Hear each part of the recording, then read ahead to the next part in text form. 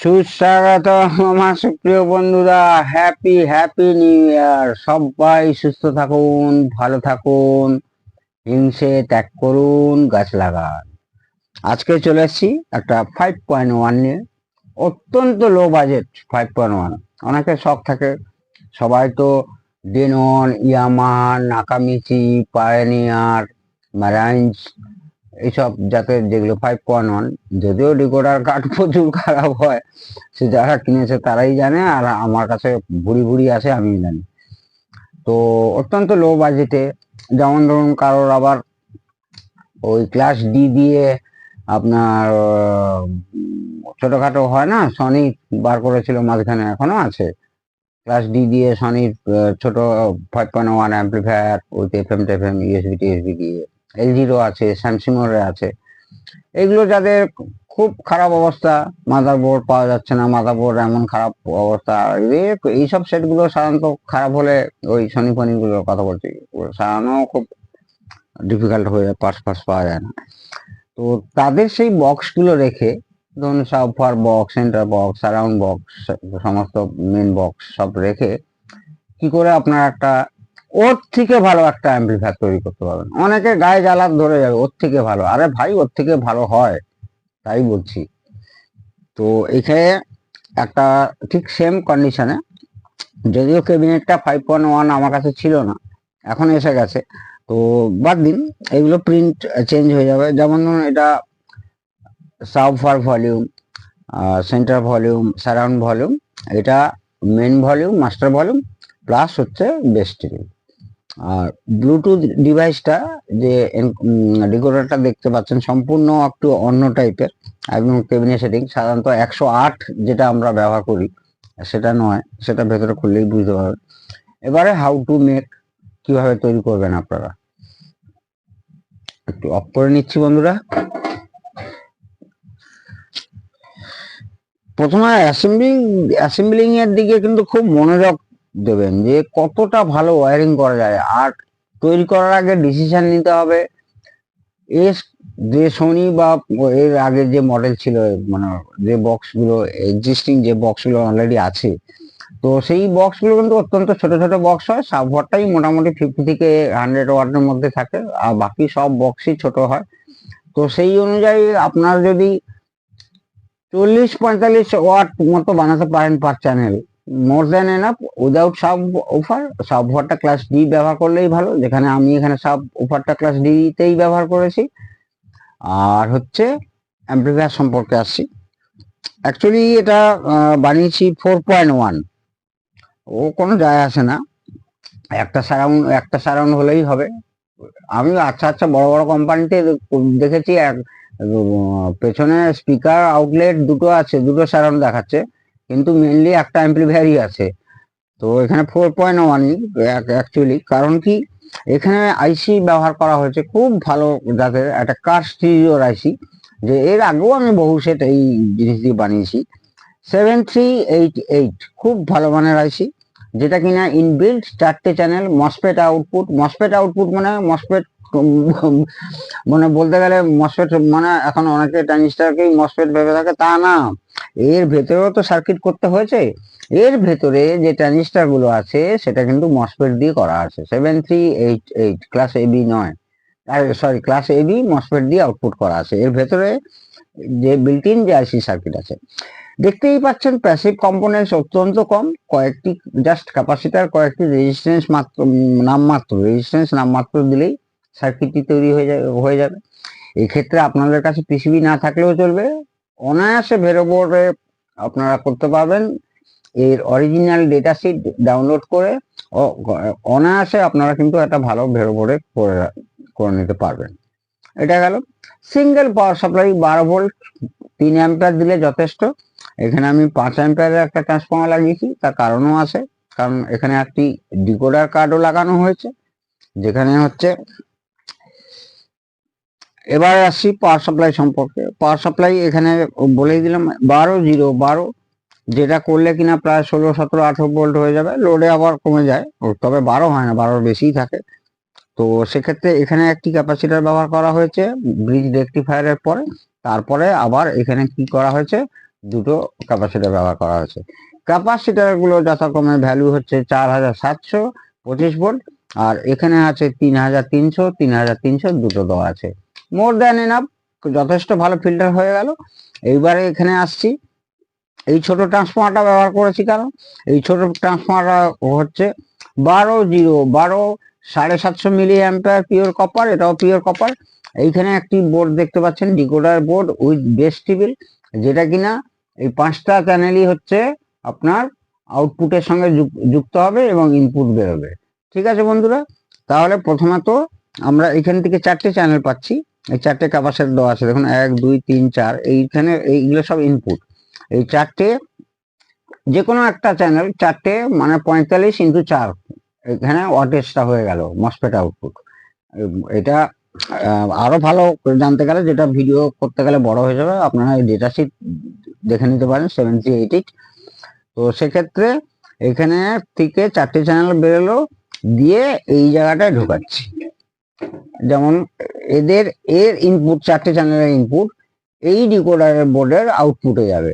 অর্থাৎ কিনা এখানে দেখা যাচ্ছে যে এইখানে যে আউট, এইটা হচ্ছে main out, left right main out হয়ে গেল।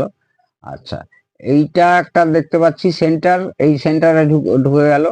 ওকে বন্ধুরা, তারপরে এখানে চলে আসছি, সারাউন্ড লেফট রাইট আছে, এখানে গিয়ে কিন্তু একটাই হচ্ছে, যা গিয়ে লেফট রাইট আছে, আর আছে সাবউফার। এখানে একটা প্রিসেট আছে পৃথিবীর তলায়, সাবউফারের ফ্রিকোয়েন্সিটাকে বাড়াতে পারবেন, লো ফ্রিকোয়েন্সিটাকে বাড়াতে পারবেন, কমাতে পারবেন।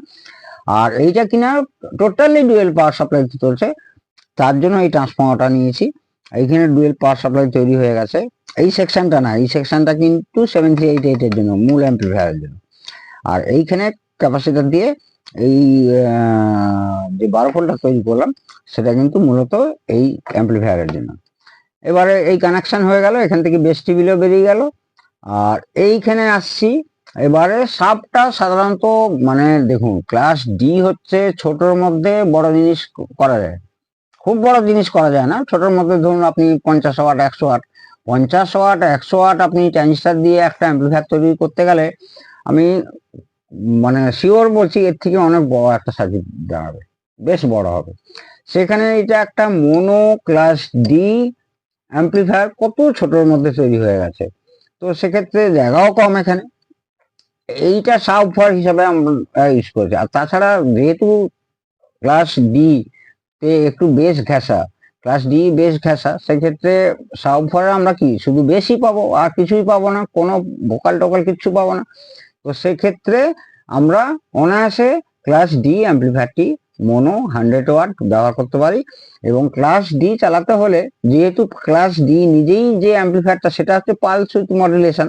এবার পালস উইথ মডুলেশন অর্থাৎ এসএমপিএস যদি তার পাওয়ার সাপ্লাই হয়, তাহলে কিন্তু দুজনের সঙ্গে একদম সুন্দর একটা ফ্রেন্ডশিপ হয়ে যাবে।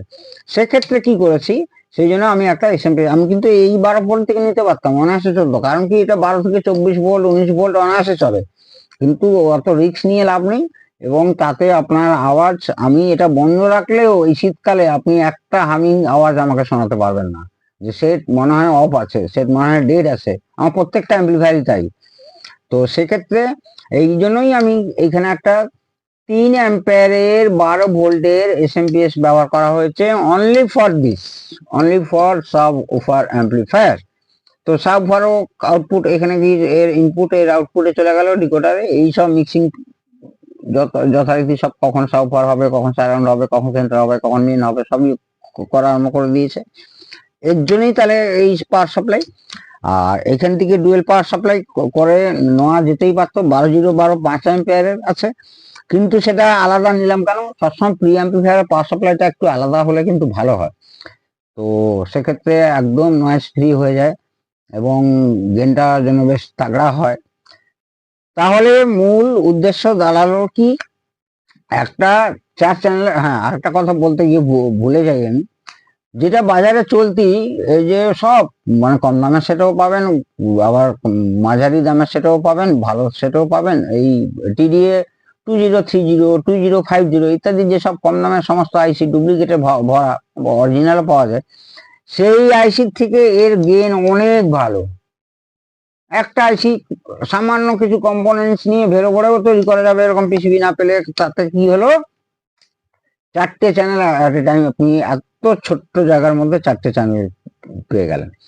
এখানে খেয়াল করছেন যে দুটো ট্রানজিস্টার দেওয়া আছে, দুটো পিসের দেওয়া আছে। এটা করেছি কেন আমি, না এখানে মেইন যে ফ্রন্টের যে দুটো চ্যানেল হবে সেটা গেনটা যেন একটু বেশি হলে ভালো হয়, সেই জন্য একটু গেনটাকে বাফারিং করে নিয়েছে। এটা একটা চ্যানেল আপনার ফ্রন্ট, এইটা একটা চ্যানেল হচ্ছে ফ্রন্ট। প্রিসেট দুটো লাগিয়েছি যাতে অ্যাডজাস্ট করা যায়, দুটো সমান ব্যালেন্স করা যায়, যেন ব্যালেন্সড আউটপুট পাওয়া যায়। ঠিক আছে, এর গল্প শেষ হয়ে গেছে। তাহলে টিএ আরে ডিডিএস 2050 2030 না ব্যবহার করে অনায়াসে এটা ব্যবহার করে, এমন কোনো কস্টলি না, এমন কোনো আহামরি কস্টলি না। অবশ্যই টিডিএ 2030 বা 2050 থেকে কস্টিং বেশি, কিন্তু অনেক ভালো আওয়াজ এবং ওয়াটও বেশি এবং কম্পোনেন্টস অনেক কম লাগে। তো পেছনে ফিনিশিংটা দেখুন, এইভাবে করতে হয়েছে। এটা একটা স্টুডিও ক্যাবিনেট ছিল, আমাকে এটা করতে হয়েছে। এটা দুটো মেইন চ্যানেল, এটা দুটো সারাউন্ড, এটা সেন্টার, এটা সাউন্ডার, আর একটাই হচ্ছে আপনার ইনপুট অক্স থাকলো। আর ব্লুটুথ কিটটা একটু আলাদা বলেইছিলাম, দেখে নিন, একটু আলাদা ধরনের। এবং এটা হচ্ছে এই ক্যাবিনেটের সঙ্গেই এসছে, ক্যাবিনেটের সঙ্গেই একদম ম্যাচ করা, কাটিং করে। আর ভদ্রলোকের গিটার আছে, তো গিটার ইলেকট্রনিক গিটার আছে, ইলেকট্রনিক গিটার বাজাবার জন্য একটা মাইক চ্যানেল করে দিয়েছি, একটা ইলেকট্রনিক গিটার বানিয়ে দিয়েছি, যেটা কিনা রিমোট কন্ট্রোলে ভলিউম আপ ডাউন হবে। আবার অন করছি, বারবার বলছি 12-0-12, এটা একটা কার স্টুডিও। ম্যাক্সিমাম আপনার মানে মিনিমাম 10 ভোল্ট থেকে ম্যাক্সিমাম 14 ভোল্টের মধ্যে থাকবে, কারণ একটা গাড়ির ব্যাটারি ফুল চার্জ হয়ে গেলে 13.5 অথবা 14 ম্যাক্সিমাম হতে পারে, সেক্ষেত্রে তত ভোল্টই কিন্তু সহ্য করতে পারবে। এটাই যাই লেখা থাকুক না কেন, কারণ আমরা প্র্যাকটিক্যাল করে দেখেছি, তারপরে কিন্তু আইসিটা রিক্সে পড়েছে। 14 ভোল্টের বেশি হয়ে গেলে বা হয়ে গেলে আইসিটা কিন্তু রিক্স পজিশনে চলে যায়। তো সেক্ষেত্রে আমরা ইন বিটুইন 10 থেকে খুব ভালো হয় ওই 13-13.5 ভোল্টের মধ্যে, এখানে 13.5 ভোল্টই আছে। তো এর গল্প শেষ। এটা কেন ব্যবহার করেছি, 4টে চ্যানেল বলে দিলাম, এটা একটা চ্যানেল, মোট 5টা চ্যানেল হলো। আর এখানে পাওয়ার সাপ্লাই সম্পর্কে বললাম। আর এখানে তো আর আমি তো বাজিয়ে শোনাই না, ও যতই হেডফোন কানে গুঁজুন তাতে কিন্তু কোনোদিনও এইখানে এসে যে সাউন্ডটা পাবেন সেই সাউন্ড কোনোদিনও পাবেন না। প্রত্যেকে ভালো থাকুন, সুস্থ থাকুন। ফোন করার টাইম আবার বলে দিচ্ছি, রাত 8টা থেকে 9টা। সবাই ভালো থাকুন। জয় হিন্দ, জয় ভারত।